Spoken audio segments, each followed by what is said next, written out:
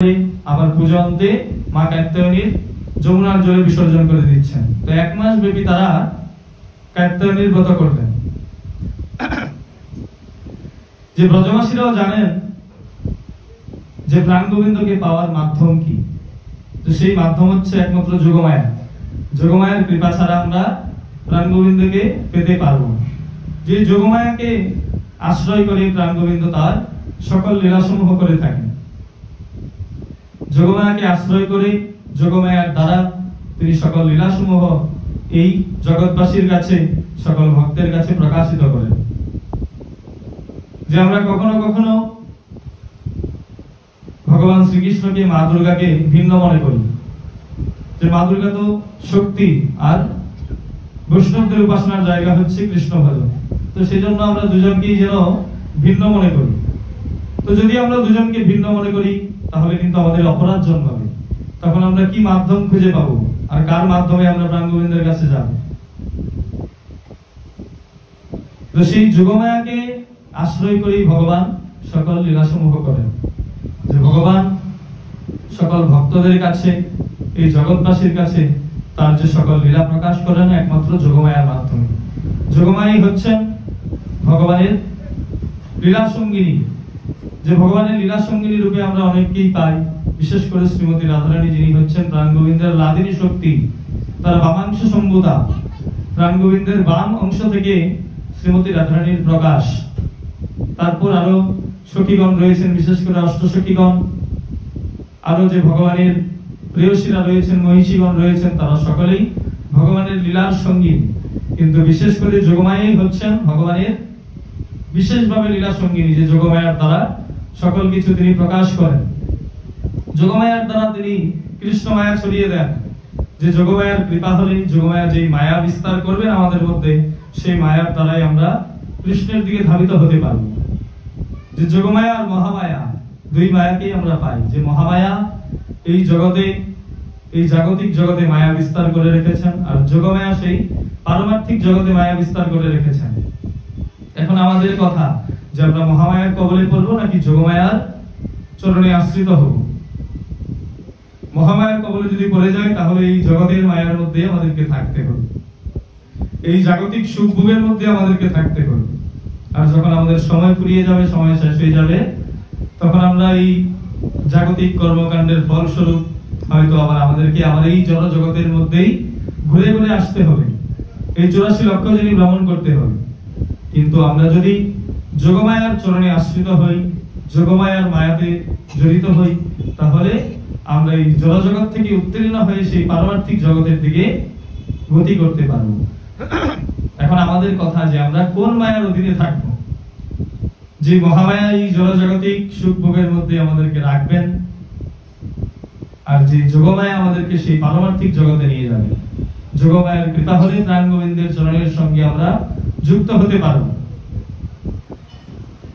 যেই মায়ের কৃপাতে আমরা প্রাণ গোবিন্দের সঙ্গে যুক্ত হতে পারবো, তিনি তো হচ্ছেন যোগমায়া, যিনি যোগ করাবেন। তো আমরা সকলেই চাই যোগ হতে, বিয়োগ কেউই হতে চাই না। যোগ হয় আমাদের একমাত্র উদ্দেশ্য। তো যার জন্য আমাদের যোগমায়ার উপাসনা করতে হবে।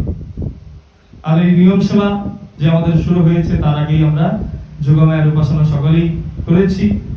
নিজের সামর্থ্য অনুযায়ী যেমন করেই হোক, যোগমায়ার কৃপা লাভ করে আমরা এই নিয়ম সেবা ব্রতে প্রবেশ করেছি। যে যোগমায়ার কৃপা নিয়ে যোগমায়ার কাছে আমরা দরখাস্ত দিয়েছি, নিবেদন রেখেছি যে হে মা, তুমি আমাদেরকে অন্য কিছু দেওয়ার দরকার নেই, শুধুমাত্র কৃষ্ণ ভক্তি দিই। সেই কৃষ্ণ ভক্তি পেতে পারলেই আমরা রাধা দামোদর দেবের কৃপা আমরা লাভ করতে পারবো। এই নিয়ম সেবায় এসে রাধা দামোদর দেবকে সন্তুষ্ট করতে পারবো। যিনি কার্তিকের অধিদেব, রাধা দামোদরও দয়া করবে। আমরা সকলেই যোগমায়ের কৃপা আমাদের লাভ করতে হবে। এছাড়া কিন্তু আমরা প্রাণ গোবিন্দকে লাভ করতে পারবো না। তো সেই জন্য চাওয়ার মতো করে মায়ের কাছে চাইতে হবে। যিনি হচ্ছেন আদ্যাশক্তি, তিনি হচ্ছেন যোগমায়া। যে যোগমায়ার সবসময় আমরা পাই যে প্রাণ গোবিন্দের সঙ্গে সঙ্গেই তিনি রয়েছেন। সেই জন্মের থেকে, কৃষ্ণের জন্মের থেকেই কিন্তু যোগমায়া প্রাণ গোবিন্দের সঙ্গে সঙ্গে রয়েছেন। শ্রীমদ্ ভাগবতে আমরা অনেক জায়গায় যোগমায়ার উল্লেখ পাই। বিশেষ করে যে ভগবান শ্রীকৃষ্ণ যখন দৈবকীর উদরে জন্মগ্রহণ করলেন, তার সঙ্গে একই সময়ে যোগমায়াও কিন্তু জন্মগ্রহণ করলেন। কোথায়? যশোমতীর কোলে। মাতা যশোমতীর কোলে মা যোগমায়ার আবির্ভূত হলেন। তো সেই জন্য সবসময় সঙ্গে সঙ্গে আমরা পাই যে কৃষ্ণের সঙ্গে তার কখনো ভগিনী রূপে, কখনো লীলা সঙ্গিনী রূপে, কখনো তার বিশেষ করে শক্তি রূপে আমরা যোগমায়াকে পাই। তো শ্রীমদ্ ভাগবতে প্রথমেই পাই আমরা সাক্ষাৎ কৃষ্ণের সঙ্গে যিনি আবির্ভূত হয়েছেন সেই যোগমায়াকে।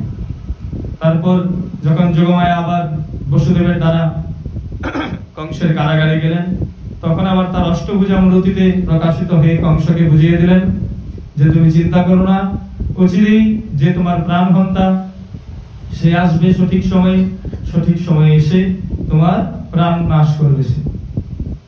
তো সেই যোগমায়াকে আমরা সেখানে পাই যে প্রাণ গোবিন্দের সঙ্গে তিনি আবির্ভূত হয়েছেন, তখন তিনি প্রাণ গোবিন্দের ভগিনী। তারপর আবার যখন আরেকটু এগিয়ে যাই, তখন আবার যোগমায়াকে কোথায় পাই? পূর্ণমাসী রূপে। যে পূর্ণমাসীর উল্লেখ রয়েছে যখন আমরা পাঠের পরে যখন শ্রীমতী রাধারানী তথা অষ্টসখীর বন্দনা করি, তখন সেই অষ্টসখীর বন্দনার মধ্যে যোগমায়া পূর্ণমাসী স্বরূপে পাই। যে পূর্ণমাসী হচ্ছেন ব্রজের একজন বরিষ্ঠ মহিলা, একজন বরিষ্ঠ নারী। তিনি পূর্ণমাসী রূপে সেই ব্রজে রয়েছেন। যে একজন বরিষ্ঠ নারী মানে একজন মুরব্বী আর কি, অঞ্চলের যে মুরব্বী থাকেন, যাকে জিজ্ঞেস করে সবকিছু কাজকর্ম করা হয়, যার অনুমতি নিয়ে, যার সঙ্গে থেকে, যাকে সঙ্গে রেখে বিশেষ করে অনুষ্ঠান আদি করা হয়, বৈদিক অনুষ্ঠানই হোক, গৃহের পারিবারিক অনুষ্ঠানই হোক, তাকে সবসময় সঙ্গে রাখা হয়। তার অনুমতি নিয়ে তার পরিচালনায় সেই অনুষ্ঠান করা হয়। তো সেই ব্রজের বরিষ্ঠ নারী হিসাবে, একজন মুরব্বী হিসাবে পূর্ণমাসী ছিলেন, যিনি হচ্ছেন সাক্ষাৎ যোগমায়া। তো তারপর আবার যখন আরেকটু এগিয়ে যাই, তখন আমরা উল্লেখ পাই যে 1 মাস ব্যাপী সেই যোগমায়ার আরাধনা করেছেন সকল ব্রজগোপীরা। যারা যারা প্রাণ গোবিন্দকে নিজের প্রতিরূপে পেতে চেয়েছেন, তারাও জেনেছেন যে তারা প্রাণ গোবিন্দের সঙ্গে থাকলেও তাকে নিজের করে যখন তারা পেতে চাইবেন, তার জন্য যোগমায়ার কৃপা অবশ্যই দরকার। সেজন্য তারা যোগমায়ার আরাধনা করেছেন। তো যারা ব্রজগোপীরা, তারা অত্যন্ত কাছের, প্রাণ গোবিন্দের এত কাছের তারা ছিলেন, তারা একনিষ্ঠ ভক্ত ছিলেন, তারা নিত্য লীলার পার্শ্বদ ছিলেন। তারা যদি বুঝতে পেরেছেন যে যোগমায়ার কৃপা ছাড়া প্রাণ গোবিন্দের কৃপা কখনোই সম্ভব না, তো সেই জায়গায় আমরাই কিন্তু ভেদাভেদ করি যে মা দুর্গা হচ্ছেন শক্তির, যারা শক্তির উপাসনা করেন তারা মা দুর্গার পুজো করবেন, আর যারা বৈষ্ণব তারা তো কৃষ্ণের উপাসনা করবেন। তো তাদের মধ্যে কিন্তু আমরাই ভেদাভেদ আনি। তো সেই ভেদাভেদ রাখলে কিন্তু আমাদের হবে না, আমাদের অনেক অপরাধ হবে, তখন আমরা সঠিকভাবে কৃষ্ণ ভজনই করতে পারবো না। তো শ্রীমদ্ ভাগবতে সেই জায়গাতেও আমরা যোগমায়ার উল্লেখ পাই যে যোগমায়ার আরাধনা করে তারপরেই তারা প্রাণ গোবিন্দকে নিজের প্রতিরূপে পেতে পেরেছেন।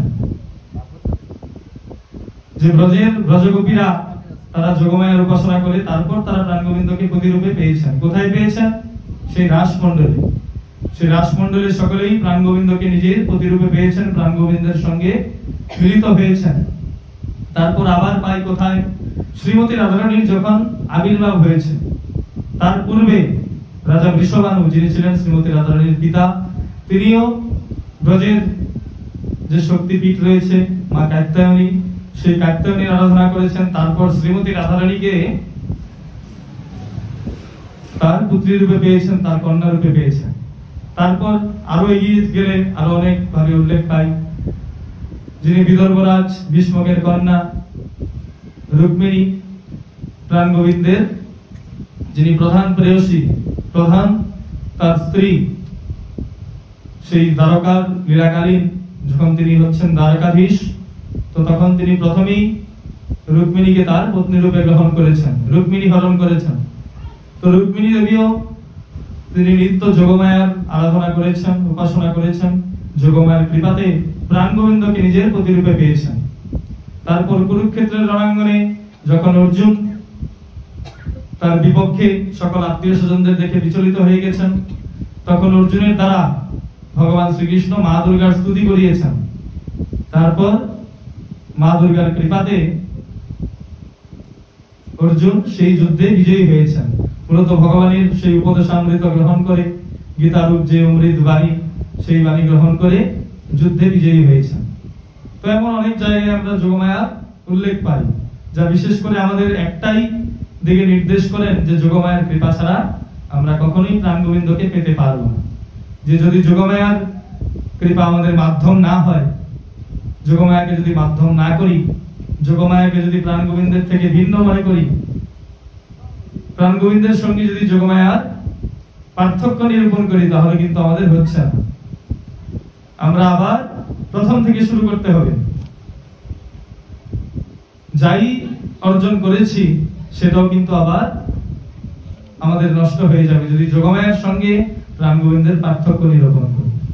তো যোগমায়াকে আমরা সবসময় প্রাণ গোবিন্দের সঙ্গেই পাই, যার মাধ্যমে প্রাণ গোবিন্দ তার সকল লীলা এই জগতের কাছে প্রকাশিত করেছেন। তারপর বিশেষ করে যে ত্রেতা যুগে রামচন্দ্র লঙ্কা বিজয় করেছেন, সীতা মাতাকে উদ্ধার করে নিয়ে এসেছেন, তার আগেও কিন্তু রামচন্দ্র কি করেছেন? দুর্গা পূজা করেছেন। যে অকাল বোধন স্বরূপে আমরা শারদীয় দুর্গা পূজাকে পাই। এই দুর্গা মায়ের আশীর্বাদ নিয়ে তিনি সেই লঙ্কা যুদ্ধে বিজয়ী হয়েছেন, সীতা দেবীকে উদ্ধার করে নিয়ে এসেছেন। তো যিনি সাক্ষাৎ ভগবান, তিনি কিন্তু যোগমায়ের উপাসনা না করেও সেই যুদ্ধে বিজয়ী হতে পারতেন। তিনি ভগবান, তিনি তো সবকিছুই করতে পারেন, তার অধীনেই সকলেই রয়েছেন। সাক্ষাৎ যোগমায়াও তার অধীনে রয়েছেন। কিন্তু এই জগৎবাসীকে দেখিয়ে দেওয়ার জন্য যে আমাদের প্রকৃত মাধ্যম কি, প্রথমে যোগমায়াকে আমরা ডাকবো। সেই যোগমায়াকে কেমন করে ডাকবো? যে মা তুমি আমাদেরকে কৃপা করো, তোমার কৃপা ছাড়া কিন্তু আমরা কৃষ্ণের দিকে যেতে পারবো না, কৃষ্ণময় সংসার গড়ে তুলতে পারবো না। তোমার কৃপা ছাড়া কৃষ্ণের কৃপা কখনোই সম্ভব হবে না। তো সেজন্য মা তুমি আমাদেরকে একটাই কৃপা করো, যেন কৃষ্ণ ভক্তি লাভ করতে পারি। তোমার চরণে আমাদের একটাই প্রার্থনা, যেন মা শুধুমাত্র কৃষ্ণ ভক্তি অর্জন করতে পারি তোমার কৃপায়, তবেই প্রাণ গোবিন্দের দিকে আমরা গতি করতে পারব। তো সেই জন্য প্রথমে আমাদেরকে যোগমায়াকে সন্তুষ্ট করতে হবে, তবে যোগমায়ার কৃপাতে আমরা প্রাণ গোবিন্দের দিকে যেতে পারবো বা প্রাণ গোবিন্দের কৃপা লাভ করতে পারবো। এছাড়া কিন্তু আমরা পারবো না। যে যোগমায়াই হচ্ছেন একমাত্র মাধ্যম, শুধুমাত্র আমাদের মাধ্যম নয়। যে যোগমায়া যে শুধুমাত্র আমাদের মাধ্যম, যোগমায়ের কৃপা নিয়ে তারপর আমরা প্রাণ গোবিন্দের দিকে গতি করব, এই নয়। যে যোগমায়া হচ্ছেন ভগবানের সকল লীলার মাধ্যম, যে ভগবানের সকল লীলা যোগমায়ার মাধ্যমেই প্রকাশিত হয়। তো যোগমায়ার কাছে আমাদের শুধুমাত্র একটাই প্রার্থনা থাকবে, যে মা গো আমার এই মিনতি, শ্রী গুরু পদে দাও মা মতি। মা গো আমার এই মিনতি, তুমি যেমন শিব ছাড়া মা কিছু নাহি জানো। মা গো আমি যেন নাহি ভুলি শ্রী গুরু চরণ। যে মা তুমি যেমন শিব ছাড়া কিছুই জানো না, তুমি সবসময় ভোলানাথকে সঙ্গে নিয়েই থাকো, তুমি শিবের ঘরণী, তুমি শিবের ঘরণী। তো তুমি যেমন শিব ছাড়া কিছুই জানো না, ঠিক তেমনি ভাবে আমিও যেন শ্রী গুরু চরণ ছাড়া আর কিছু জানি না। যে তুমি যেমন শিব ছাড়া মা কিছু নাহি জানো, মা গো আমি যেন নাহি ভুলি শ্রী গুরু চরণ।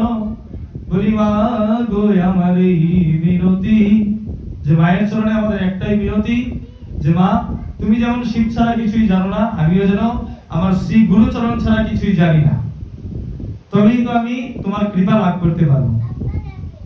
যে যোগমায়া যোগেশ্বরী জগত পালিকা, এই জগবাসী জীব তব বালক বালিকা।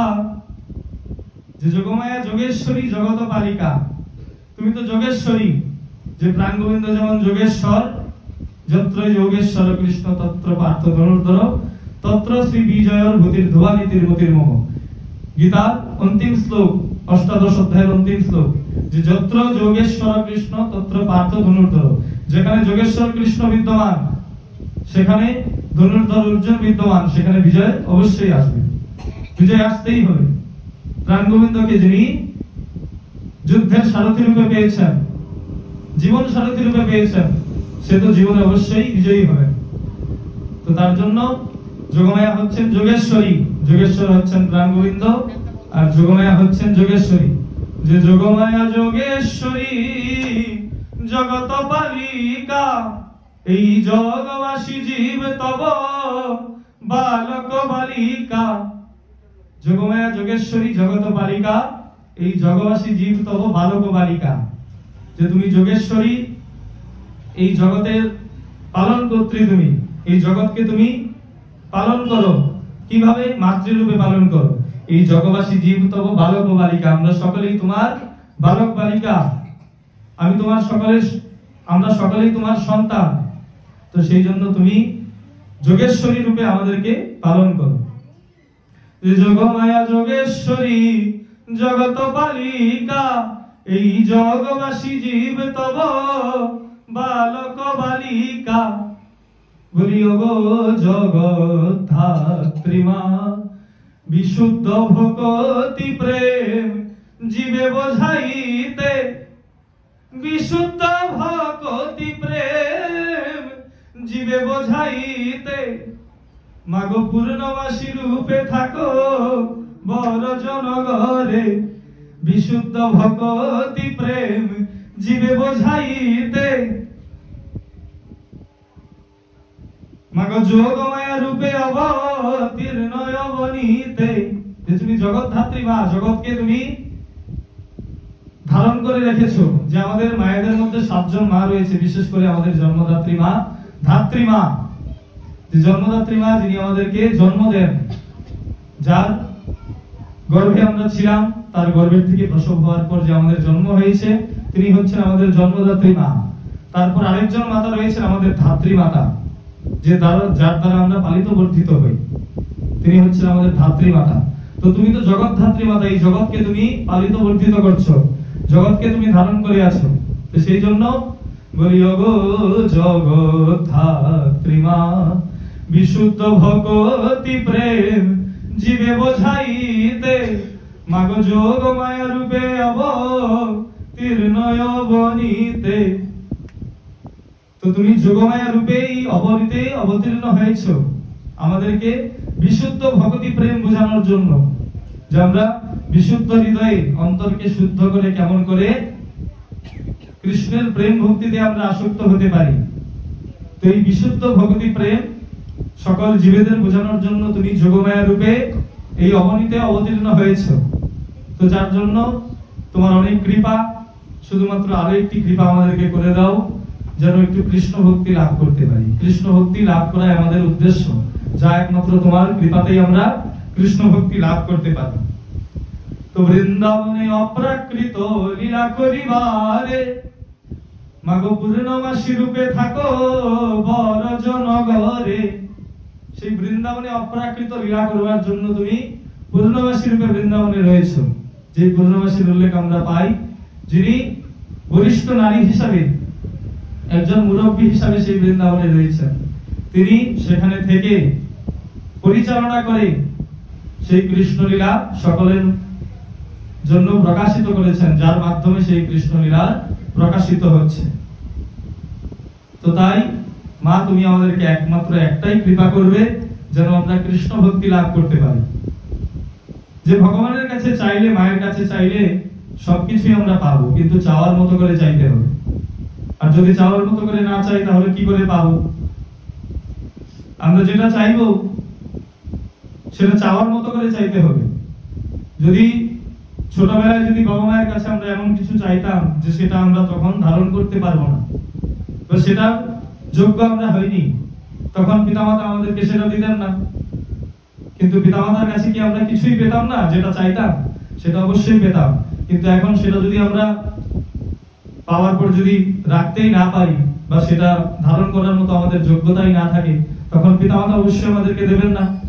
তারা তো বুঝতে পারেন যে কোনটা নিতে আমরা যোগ্য বা কোনটা নিতে আমরা অযোগ্য। তো সেই যোগ্য জিনিসটা আমাদেরকে সঙ্গে সঙ্গে এনে দিতেন, তাদের কাছে চাওয়ার সঙ্গে সঙ্গে। তো তেমনি চাওয়ার মতো করে চাইতে হবে, আর যদি চাওয়ার মতো করে না চাই তাহলে সেটা পাচ্ছিলাম না। তো মায়ের কাছে চাওয়ার মতো করে কি চাইতে হবে? কৃষ্ণ ভক্তিটাই চাইতে হবে।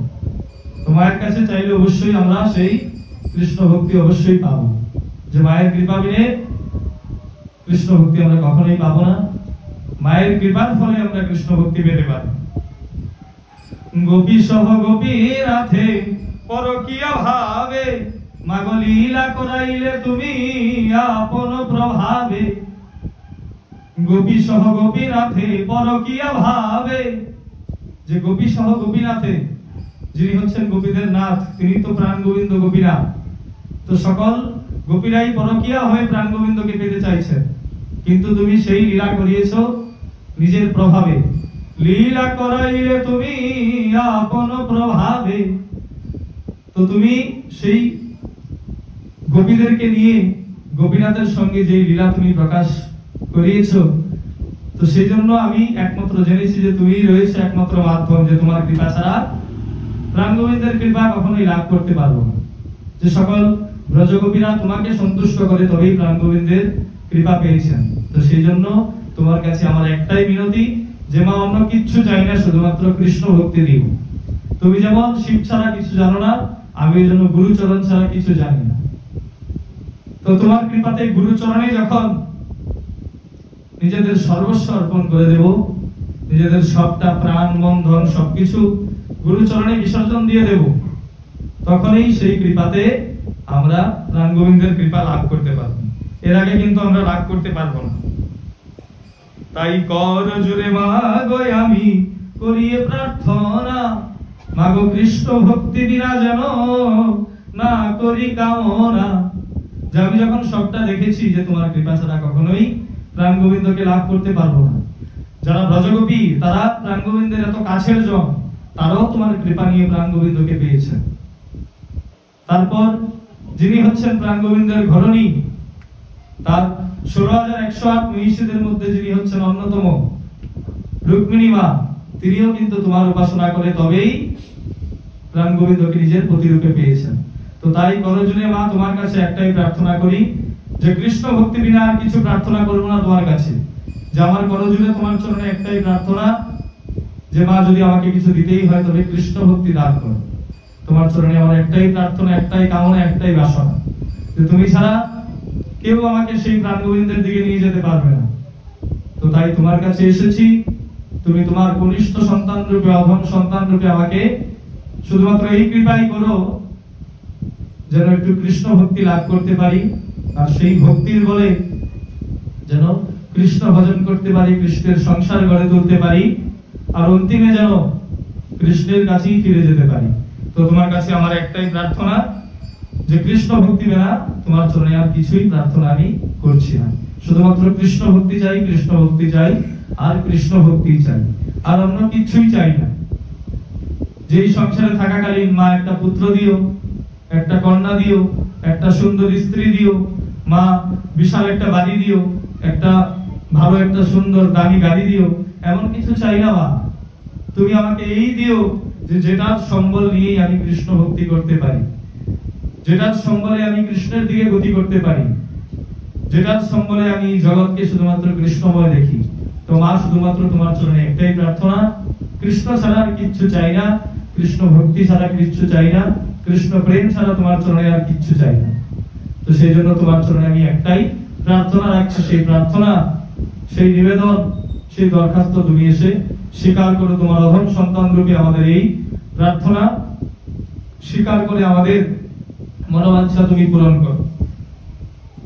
গোপিকারানুগত্যে গোপী দেহ পেয়ে ভোজি বসে রাধা নাথে ব্রজে জনমিয়ে, অনঙ্গ নন্দনাথে কুঞ্জে ললিতার যুথে, আমি শ্রী রাধার মন সেবী রাধিকার সমীপে, রাধা দামোদর সেবী রাধিকার সমীপে। যে গোপিকার আনুগত্যে গোপী দেহ পেয়ে ভোজি বসে রাধানাথে ব্রজে জনমিয়ে, অনঙ্গ নন্দনাথ কুঞ্জে ললিতার যুথে, শ্রী রাধার মন সেবী, শ্রী রাধা মদন গোপাল সেবী, শ্রী রাধা দামোদর সেবী রাধিকার সমীপে। গোপিকার আনুগত্যে গোপী দেহ প্রেম, যে গোপিকার আনুগত্যে আমরা সেই গোপী দেহ পেতে পারবো, যে আমাদের জীবনের একটা মাত্রই উদ্দেশ্য সেই রাসে যেন আমরা প্রবেশ করতে পারি, যে রাসে গেলে পরে প্রাণ গোবিন্দের সঙ্গে আমাদের মিলন হবে। যে রাসে যদি একবার প্রবেশ করতে পারি তবেই প্রাণ গোবিন্দের সঙ্গে আমাদের মিলন হবে। তো যার জন্য আমরা গুরু প্রদত্ত সেই মন্ত্র জপ করছি। যখন আমরা গুরু প্রদত্ত মন্ত্র জপ করছি তখন সেই ধ্যানের মাধ্যমে, যখন আহ্নিক ইত্যাদি করছি তখন সেই মন্ত্রের জপের মাধ্যমে আমাদের একটাই মাত্র ধ্যান হওয়া উচিত যে আমরা সূক্ষ্ম দেহে গুরুদেবের চরণকে অনুসরণ করে গুরুদেবের দ্বারা সেই রাসমণ্ডলে প্রবেশ করছি। যিনি হচ্ছেন মঞ্জুরি স্বরূপে রয়েছেন গুরুদেব, আর আমরা গুরুদেবের অনুমঞ্জুরি। গুরুদেব আমাদেরকে হাতে ধরে সেই রাসমণ্ডলে নিয়ে প্রবেশ করাচ্ছেন, তারপরেই প্রাণ গোবিন্দের সঙ্গে আমাদের মিলন হচ্ছে। তো সেই দীক্ষা মন্ত্র জপ করার সঙ্গে সঙ্গে আমাদের সেই ধ্যানটা অবশ্যই আনতে হবে যে আমরা এই যে একটা পরিবারে জন্মগ্রহণ করেছি, এটা আমাদের স্বরূপ নয়। আমাদের স্বরূপ হচ্ছে যে আমরা গুরুদেবের দাস। প্রথমে আমরা গুরুদাস, তারপর গুরুদাস হওয়ার পর, প্রকৃত গুরুদাস হওয়ার পর আমরা কৃষ্ণদাস হওয়ার জন্য অগ্রসর হব। আর সেই রাসে গিয়ে প্রবেশ করবার পর কৃষ্ণদাস হবে আমাদের নাম, যে আমাদের একটাই স্বরূপ, আমরা কৃষ্ণদাস। তো প্রথমে আমাদেরকে গুরুদাস হতে হবে। যে মায়ের কাছে প্রার্থনা করছি, তুমি যেমন শিব ছাড়া কিছু জানো না, আমিও যেন গুরুচরণ ছাড়া কিছু জানি না। তো মা আমাদেরকে অবশ্যই কৃপা করবেন আমরা যদি চাওয়ার মতো করে চাই। তো মায়ের কাছে যদি চাই, মা আমাকে প্রথমে গুরুদাস করবে, তারপর গুরুদাস হওয়ার পর আমি অবশ্যই কৃষ্ণদাস হতে পারবো। তো সেই চাওয়া যদি মায়ের কাছে চাই, মা অবশ্যই পূরণ করাবেন। তো সেই জন্য গোপিকার আনুগত্যে গোপী দেহ পেয়ে যখন গুরুদেবের দ্বারা গুরুদেব মঞ্জুরি হয়ে আমাদেরকে অনুমঞ্জুরি করে গুরুদেবের দ্বারা সেই রাসমণ্ডলে প্রবেশ করব, তখন গোপীদের আনুগত্যে আমরা গোপী দেহ লাভ করব। গোপিকার আনুগত্যে গোপী দেহ পেয়ে ভজি বসে রাধানাথে ব্রজে জনমী, তখন আমাদের আরেকবার জন্ম হবে, সেই ব্রজে আমাদের জন্ম হবে। যখন গুরুদেবের চরণে আত্মসমর্পণ করেছি, গুরুদেবের দ্বারা দীক্ষা প্রাপ্ত হয়েছি, গুরু প্রদত্ত মন্ত্র পেয়েছি, তখন আমাদের আরেকবার জন্ম হয়েছে। যে দীক্ষা মানে দ্বিজত্ব প্রাপ্ত হওয়া, মানে দ্বিতীয় জন্ম লাভ করা। দীক্ষা কথার অর্থ হচ্ছে দ্বিতীয় জন্ম, দ্বিজত্ব প্রাপ্ত হওয়া। যে দীক্ষার দ্বারা আমাদের জন্ম জন্মান্তরের যত কলুষতা রয়েছে, মলিনতা রয়েছে, পাপ রাশি রয়েছে, সে সবকিছু গুরুদেবের কৃপায় বিনষ্ট হয়েছে, স্খলন হয়েছে। তখন আমরা দ্বিজত্ব প্রাপ্ত হয়েছি, মানে আমাদের দ্বিতীয় জন্ম হয়েছে। তো তখন সেই মন্ত্র জপ করতে করতে, সেই মন্ত্রের যখন ক্রিয়া হচ্ছে, তখন গুরুদেবের দ্বারা আমরা সেই রাসমণ্ডলে গিয়ে প্রবেশ করছি। তারপর ব্রজ গোপীদের আনুগত্যে তখন আমরা গোপী দেহ লাভ করছি। তার মানে আমাদের আবার জন্ম হচ্ছে। কোথায় জন্ম হচ্ছে? সেই ব্রজে জন্ম হচ্ছে। যেই ব্রজে প্রাণ গোবিন্দ সকল ব্রজ গোপিকাদের নিয়ে সেই রাসমণ্ডলে রাস বিলাস করছেন, সেখানে গিয়ে আমাদের আবার জন্ম হচ্ছে। যে গোপিকার আনুগত্যে গোপী দেহ পেয়ে তখন গোপী দেহে আমাদের জন্ম হচ্ছে আবার। ভজি বসে রাধানাথে ব্রজে জনমে, তখন রাধানাথকে আমরা ভজন করব, রাধানাথের সান্নিধ্য লাভ করব, তার সঙ্গে আমাদের মিলন হবে। তো সেই জন্য সেই ব্রজে আমাদের আবার জন্ম হবে। গুরুদেবের দ্বারা, গুরুদেবের নির্দেশে যখন রাসমণ্ডলে গিয়ে প্রবেশ করব, তখন আমাদের আবার জন্ম হবে সেই রাসমণ্ডলে, সেই ব্রজে আমাদের জন্ম হবে। গোপিকার আনুগত্যে, গোপীদের আনুগত্যে সেই ব্রজে জন্ম হওয়ার পর তখন রাধানাথের ভজন আমরা করতে পারি। অনঙ্গ নন্দনাথ কুঞ্জে ললিতার যুথে, তখন শ্রী রাধা রমণ সেবী রাধিকার সহিতে। অনঙ্গ নন্দনাথ কুঞ্জে, যে অনঙ্গ মঞ্জুরি স্বরূপে নিত্যানন্দ প্রভুকে আমরা পাই, আমরা ভোগারতি কীর্তনের মধ্যে পাই যে বামে প্রিয় গদাধর, দক্ষিণে নিতাই হে, আর মধ্য আসনে বসলেন চৈতন্য গোসাই। যে যার বামে শ্রী গদাধর আর দক্ষিণে শ্রীমন নিত্যানন্দ প্রভু, আর মধ্য আসনে বসলেন চৈতন্য গোসাই শ্রীমন মহাপ্রভু। তো বামে যিনি গদাধর, তিনি এই চৈতন্য লীলায়, এই নবদ্বীপ লীলায় তিনি গদাধর হয়ে এসেছেন। যিনি হচ্ছেন শ্রীমতী রাধারানী, যিনি হচ্ছেন রায় কিশোরী। যে আমার তিন প্রভু এক ঠাই, যার দক্ষিণে নিতাই বামে গদাই, সেই রূপের যাই বলিহারি। সেই রূপের বলিহারি যায়। তো সেই গদাধরী হচ্ছেন শ্রীমতী রাধারানী, আর শ্রীমৎ নিত্যানন্দ প্রভু হচ্ছেন অনঙ্গ মঞ্জুরি। যে আজ আনন্দের সীমা নাই, আমার তিন প্রভু এক ঠাই। তো আমার তিন প্রভুর মধ্যে নিতাই গৌরাঙ্গ গদাই, নিত্যানন্দ প্রভু, শ্রীমৎ মহাপ্রভু আর গদাধর পণ্ডিত প্রভু গদাধর। তো এই তিন প্রভু এক ঠাই, তার জন্য আজ আমাদের আনন্দের সীমা নাই। তো সেই তিন প্রভুর মধ্যে নিতাই অনঙ্গ মঞ্জুরি, সাক্ষাৎ নিত্যানন্দ প্রভু হচ্ছেন অনঙ্গ মঞ্জুরি, আর প্রাণ গদাধর রায় কিশোরী, আর শ্রীমৎ মহাপ্রভু আমার রাসবিহারী। তো এই অনঙ্গ নন্দনাথ কুঞ্জে ললিতার যুথে শ্রী রাধা রমণ সেবী রাধিকার সমিতি। এই যে পদকর্তা যে লাইনটা লিখে দিয়ে গিয়েছেন, এই লাইনের মধ্যে অনেক বিশদভাবে যখন আমরা প্রবেশ করব, গভীরভাবে প্রবেশ করব, তখন বুঝতে পারব যে অনঙ্গ নন্দনাথ কুঞ্জে ললিতার যুথে, যে সেই কুঞ্জটা হচ্ছে অনঙ্গ নন্দনাথ কুঞ্জে, সেখানে অনঙ্গ মঞ্জুরি হচ্ছেন ভগবানের প্রেয়সী। অনঙ্গ মঞ্জুরি হচ্ছেন ভগবানের প্রেয়সী। অনঙ্গ নন্দনাথ কুঞ্জে ললিতার যুথে, তখন ললিতার আদেশে সেখানে আমরা প্রবেশ করতে পারবো। যদিও গুরুদেবের কৃপায় সেই রাসমণ্ডলে গিয়ে প্রবেশ করব আমরা, রাসমণ্ডলের দরজায়, তখন ললিতা সখীর সঙ্গে আমাদের দর্শন হবে, ললিতা সখীর দেখা মিলবে আমাদের। তখন ললিতা সখীর কৃপায়, ললিতা সখী যখন আমাদেরকে কৃপা করবেন, তখন আমরা গোপী দেহ লাভ করব। তখন আমাদের আবার জন্ম হবে সেই রাসমণ্ডলে। তখন গোপী দেহ লাভ করে সেই ললিতা সখীর দ্বারা কর্ণে আমরা আবার মন্ত্র পাবো, সেই যুগল মন্ত্র আমরা লাভ করব। অনঙ্গ নন্দনাথ কুঞ্জে তখন প্রবেশ করতে পারবো। তখন প্রাণ গোবিন্দের সঙ্গে আমাদের মিলন হবে, তখন প্রাণ গোবিন্দের সঙ্গে আমরা মিলিত হতে পারবো। যে আমাদের উদ্দেশ্য, সেই উদ্দেশ্য আমরা সফল করতে পারবো। তখন শ্রী রাধা রমণ সেবী রাধিকার সমীপে, তখন শ্রী রাধা রমণকে আমরা ভজন করতে পারবো, শ্রী রাধা রমণের সেবা করতে পারবো। কার সামনে? শ্রীমতী রাধারানীর সামনে। যেই যে পংক্তিটা রয়েছে, যে নিতাই অনঙ্গ মঞ্জুরি গদাধর রায় কিশোরী, আর গোরা আমার রাসবিহারী। কেন সেখানে গোরা আমার গিরিধারী বলতে পারতেন না, কিন্তু সেখানে রাসবিহারী কেন বলেছেন?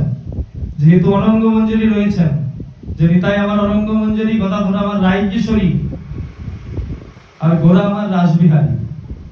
যে তিন প্রভুকে আমরা পাচ্ছি, যে তিন প্রভুর ভজনা আমরা করছি, নিতাই গৌরাঙ্গ গদাই, নিত্যানন্দ প্রভু, শ্রীমৎ মহাপ্রভু আর গদাধর পণ্ডিতকে আমরা ডাকছি। যে পঞ্চতত্ত্বের মধ্যে পাচ্ছি আমরা বিশেষ করে তিনজনকে, মধ্যখানে যে তিনজন রয়েছেন, যে শ্রীমৎ মহাপ্রভু, তার দক্ষিণে রয়েছেন নিত্যানন্দ প্রভু, তার দক্ষিণে রয়েছেন যিনি গৌরানা সীতানাথ, যার কৃপায় আমরা গৌরকে পেয়েছি, যিনি আর্তনাদ করে গৌরকে এনেছেন এই ধরায়, এই কলিযুগে এনেছেন।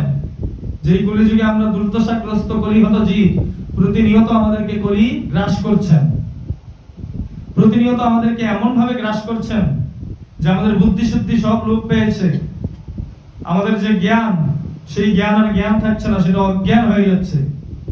যে আমরা সৎকর্ম করতে পারছি না, সৎকর্ম করতে গিয়ে আমাদের কোনো বাধা আসছে, কিন্তু যখন অসৎকর্ম করতে যাই তখন কোনো বাধা হচ্ছে না, আমরা সুন্দরভাবে অসৎকর্ম করে ফেলতে পারছি।